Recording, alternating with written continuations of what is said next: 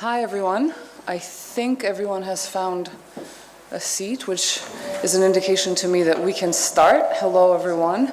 My name is Mariam. I'm the director of this organization right there, GCSD, and it is my distinct honor to welcome you all today as the NATO Liaison Office in Georgia and the Georgian Center for Strategy and Development host this joint event entitled Adapting to a Changed and Changing Security Environment.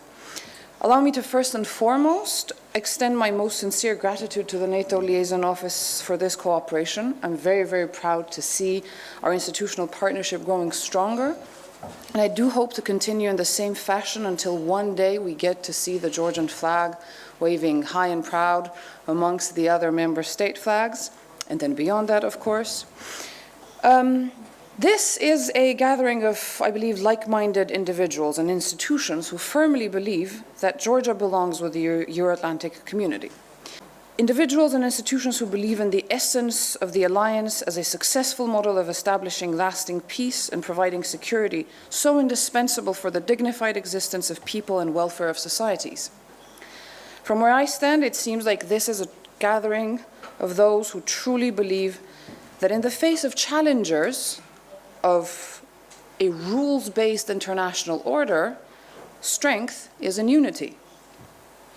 We are also gathering today as we find ourselves well into the second year of the unprovoked, illegal, and brutal war that Russia is waging against Ukraine, also challenging the European security architecture. So with your permission, I'd like to take this moment to once again recognize the unparalleled bravery of Ukraine and to wish them a decisive victory. So, today's event, or with today's event, we would like to once again stir the discussion about NATO. Where does the alliance stand in the face of the challenges it faces? How do we, and by we I mean the member states as well as partner states and those who aspire to one day become member states, how do we not just adapt to the challenges, but how do we respond to these challenges? And finally, very importantly to Georgia and other aspiring countries, what was the experience of the newcomers into the alliance? At this point, I would like to extend once again my most sincere gratitude to our speakers. We have a constellation of very, very interesting speakers here today. I would like to recognize those especially who had to travel to make today happen, but in general, I'm very excited to get to hear from all of you gathering here today. So the event is structured in sort of three parts. We will start with an overview, essentially, of the NATO Vilnius summit of 2003, and Alexander Vinnikov, the head of the NATO Liaison Office in Georgia, will kindly walk us through the key takeaways of the summit. We will then move to two panel discussions, one looking into the Finnish and Swedish paths to NATO and the lessons learned on the way. And then finally, last but not least, will be a deep dive into the new order in the making, Russia's war in Ukraine and NATO's response. After that, we will have the honor of inviting you and asking you to join us at the buffet dinner just outside the conference room. So without further ado, I would like to now ask you, Alexander, to sort of ease us into the conversation that is to follow. Thank you very much, and the floor is yours. Didi Madlova, Mariam, thank you very much for your warm words, and thank you, of course, for your great partnership and the whole GCSD team in making this event happen today. Also, thanks to my team at the NLO for some great preparatory work. And I think this is a very timely and useful, hopefully useful exchange. And I'm humbled to see such a great turnout from many partners and friends here in Tbilisi and beyond. So thank you very much for joining us. So indeed, Mariam, Russia's unprovoked and brutal full-scale invasion of Ukraine has really changed the European security environment. And it's a continuation of a pattern of aggressive behavior that Georgia knows all too well, unfortunately. And it has shattered peace in Europe and beyond. So the two panels we will have today will indeed go into more depth on this. We will hear from a range of distinguished speakers about how NATO has been adapting and how it continues to adapt to a changed security environment. But before we do, I would like to use this opportunity as a bit of a scene setter to together review some of the key outcomes and takeaways of the latest NATO summit, which took place in Vilnius on the 11th and 12th of July. So after a historic summit in Madrid last year, Vilnius was really about implementing the decisions taken at Madrid, and was actually called a stepping stone summit in that regard. And the decisions taken in Vilnius will actually help shape the near-term and the longer-term direction for the alliance. The summit resulted in a communiqué, a very lengthy one, if you may have seen it, unlike Madrid, which did not result in a long statement, but which had, of course, the new strategic concept of NATO. But in Vilnius, the communiqué was a more traditional one, reviewing the major areas, policy areas for NATO. Among these areas, I'd like to highlight three topics that I consider to be of key importance: deterrence and defense, Ukraine, and strategic competition. Let me start with deterrence and defense. At Vilnius, allies agreed the most detailed and robust defense plans since the end of the Cold War. This will strengthen NATO's collective defense against all threats from all directions. And for the first time in 40 years, regional plans have again assigned troops to specific territories. So in a way, we are going back to the founding aim of NATO, which is territorial defense.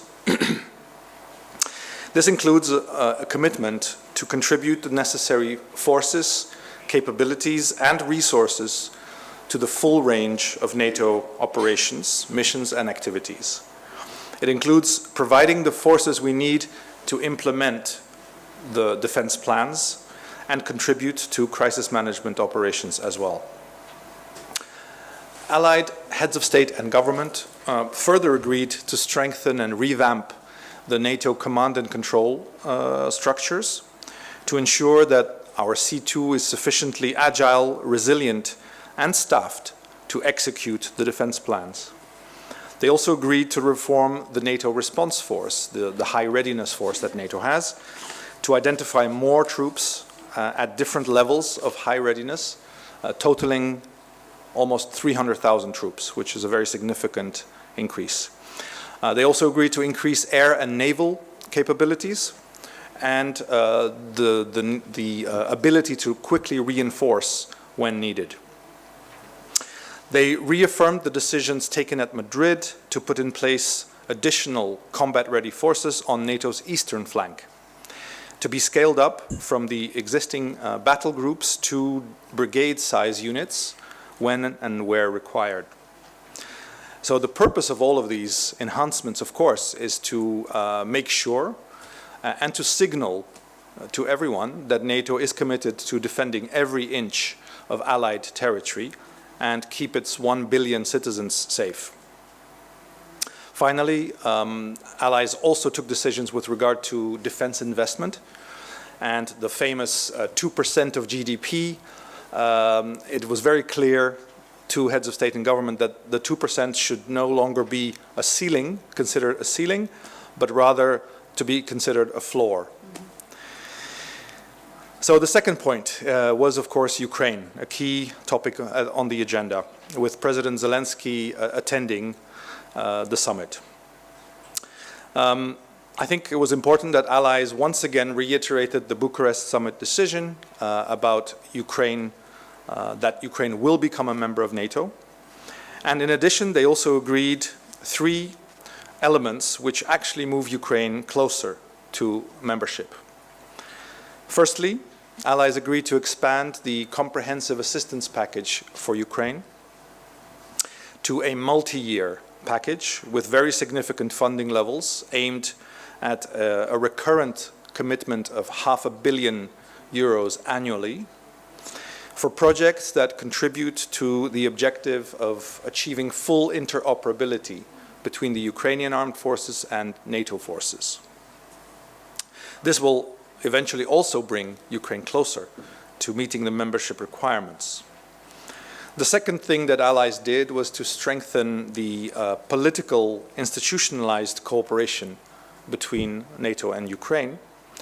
And we did that by establishing something called the NATO-Ukraine Council, upgraded from the previous NATO-Ukraine Commission. In this council, allies will meet with Ukraine as equals and be able to take decisions. It can convene at short notice, and indeed it has already convened since the summit at the request of Ukraine to discuss the latest security developments there. And the third thing that allies added to the framework of our cooperation was to remove the requirement for a membership action plan on Ukraine's path to NATO. So this, in effect, turns what was a two-step process to a one-step process. And is actually quite significant if you know NATO from within. So these three additional elements, I would argue, so the interoperability, the NATO-Ukraine Council, and the removal of MAP as a requirement demonstrate that Ukraine is closer to NATO membership than it was before, than it has ever been, most likely. And also it shows that NATO is committed to supporting Ukraine for as long as it takes to ensure that it prevails in the face of Russian aggression. The third and final point that I'd like to review and to leave you with is the need to prepare for a world of strategic competition. This was a topic that was very high on the agenda of the allies, and particularly China was mentioned several times in the final summit communique. China was seen as a strategic competitor, and allies highlighted that China, the ambitions and coercive policies of China challenge the alliance's interests, security, and values. And particularly as China continues to deepen its strategic partnership with Russia, and they mutually reinforce attempts to challenge the rules-based international order. Of course, the rules-based international order is precisely what allies are committed to and are striving to see upheld. That is why the summit also demonstrated NATO's interest and commitment in deepening ties with the Indo-Pacific region, because this region carries a strategic importance for NATO. Developments there can affect Euro-Atlantic security quite directly. And allies committed to deepening ties with Japan, the Republic of Korea, Australia, and New Zealand through tailored partnership programs that will bring the issues, the jointly shared concern about issues such as maritime security, cyber, climate change, resilience, and also emerging technologies with these close partners of NATO.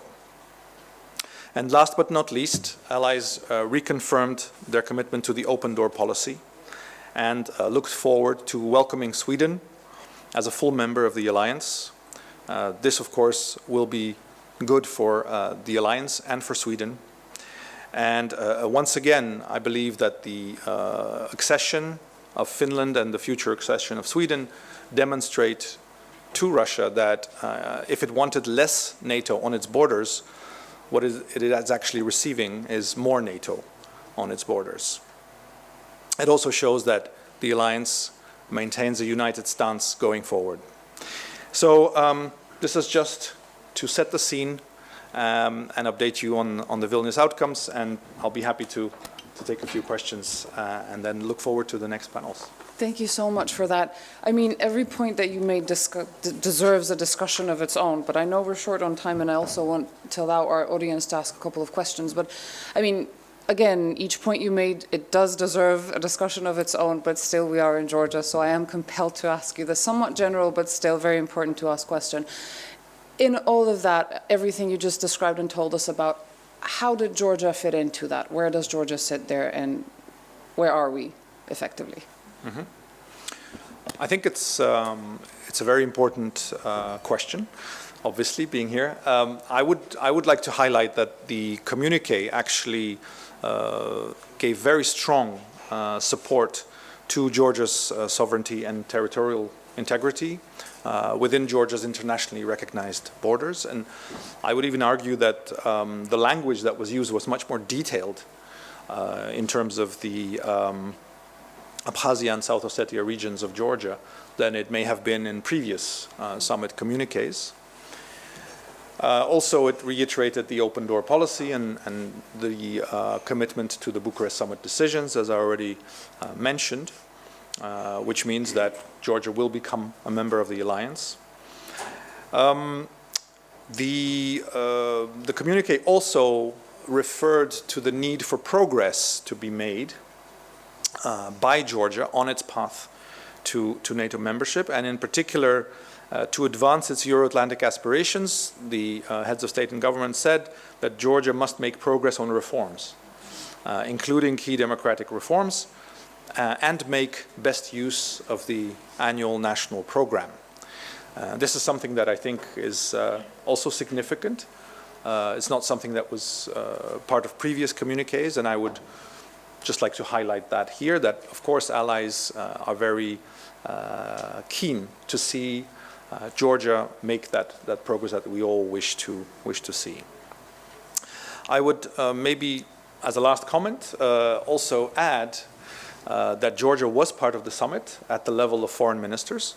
Foreign Minister Daciashvili was in Vilnius, where he joined the foreign ministers of other partners that we consider to be at risk of increased Russian threats and interference. The three partners at risk are Georgia, Moldova, and Bosnia and Herzegovina. And there was a separate format where they met with their counterparts from allied nations and discussed the latest developments. So in that sense, I think it's very important also that Georgia was in Vilnius and participated in the discussions. Sure. So step up your game and use the tools that are already at your disposal is, in short, what was essentially the message that was sent to us, I believe. But I do want to open up the floor for questions from the audience. I saw one hand. We won't have too much time, but Tauna? Sure. Thank you. My question is first with regard of the annual national program. I was raising this issue that ENP is closed for the society, while in Ukraine it's open. And I know that this is closed not because of NATO, but because of the government. So how do you see the opportunities that annual national program, on which I do have access, but which people do not know what is written in? And I'm talking about the democratic part. I'm not talking about security and defense. To be open. And what were the discussions? Because you were in Ukraine in your previous capacity, which caused that this document is open for the society. That's my first question. And the second one is with regard of China. Well, we do have the strategic partnership with China, this global security initiative, which, in my opinion, in many Western academia opinion, it is contradicting the NATO enlargement process. We have Russia-China just joint declaration going against the NATO enlargement process. So, to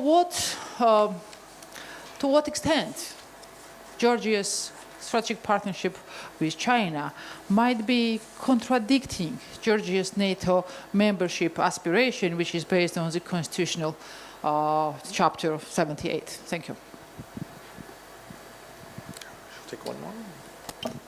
Yes, one more. Shah, for the University of Georgia, I have one question regarding the general credibility of the NATO with regard to a membership action plan. Historically, this mechanism was used to prepare aspirant countries, within the transitional phase. But the background was that there was no such a risk of aggressive nations like Russia, etc., etc. So it's basically a remnant or rudiment of the 90s, so to say. Now, the NATO has abolished the membership action plan with regard to one set of candidate countries, but doesn't say anything about the another set, particularly Georgia. What do you think NATO should do? And I think there is a logical response to that, that actually membership action plan doesn't do anything meaningful with regard to either political or military deterrence, and you should basically abolish it to increase your own institutional credibility and credibility towards the partner countries that aspire membership. Thank you. Okay. Yeah. Well, spicy questions. I like that.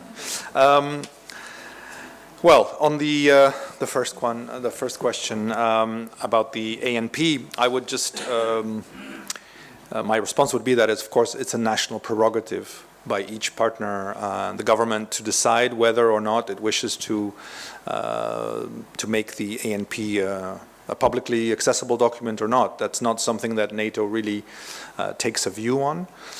Indeed, in the experience of Ukraine, even before my arrival, so I cannot take any credit for that, before my arrival to Kyiv, that document was already traditionally a publicly available document. I think, I mean, in the case of Ukraine, that didn't necessarily automatically mean that that the implementation was of higher quality.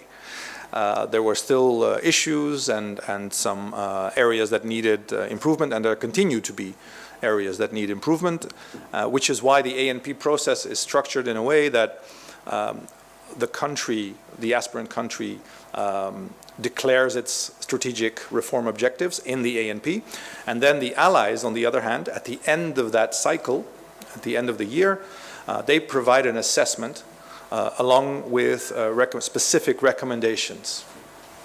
And I think the main value added of the ANP process for the country, for your country, for other aspirant countries, is precisely in those assessments and recommendations, and making sure that they are taken on board for the next cycle.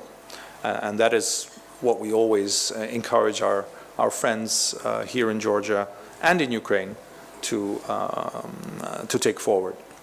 On China, I think it's clear from a NATO perspective that China is not an adversary. That was made clear in the strategic concept.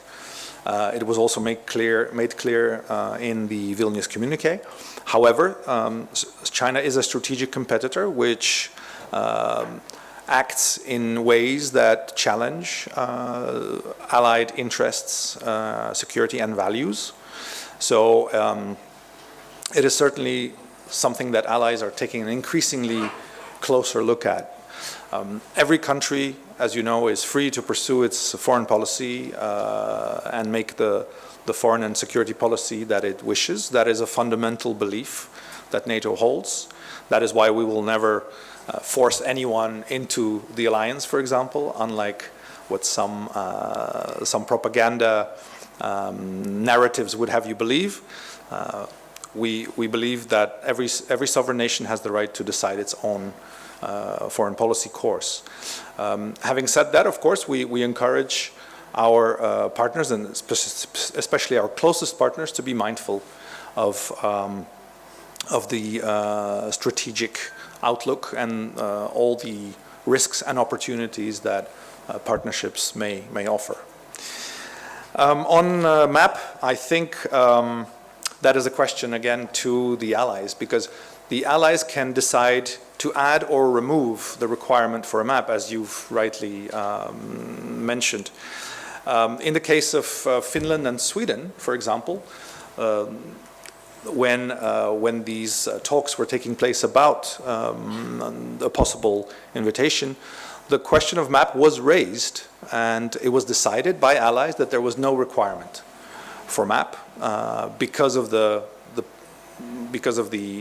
situation of both Finland and Sweden in terms of their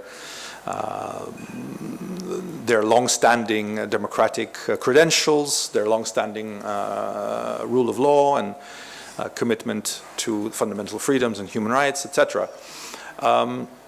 So I think, and you saw with Ukraine that, again, if there is political will, the requirement for a map can be waived. So I think there is a positive takeaway for Georgia from those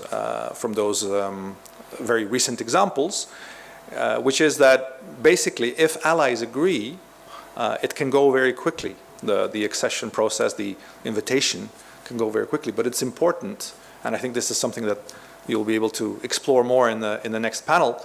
It's so important to be ready for that moment.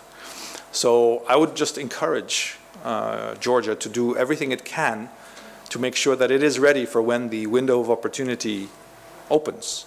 And at that point, whether or not MAP will be part of the accession process will be up to allies to decide.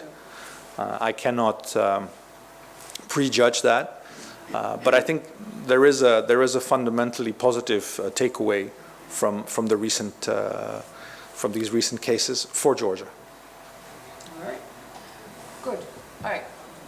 Well, I'm afraid this will have to be it with the questions. I now have the privilege of announcing the first out of our two panels. Well, the first one will be diving deep into the Finnish and Swedish paths to NATO and the lessons learned. And I would like to now ask our the moderator of the future of the second. I just realized that I was first supposed to. It would have been polite of me to first thank Alexander for the remarks and then for generously answering the questions, and also those who asked the questions, and also the audience for bearing with us for the introductory part of the event, but that's life. I missed it. All right.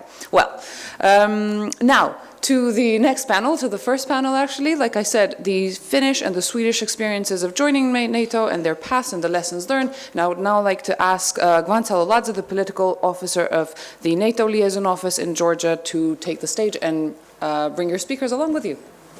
Thank you, everyone.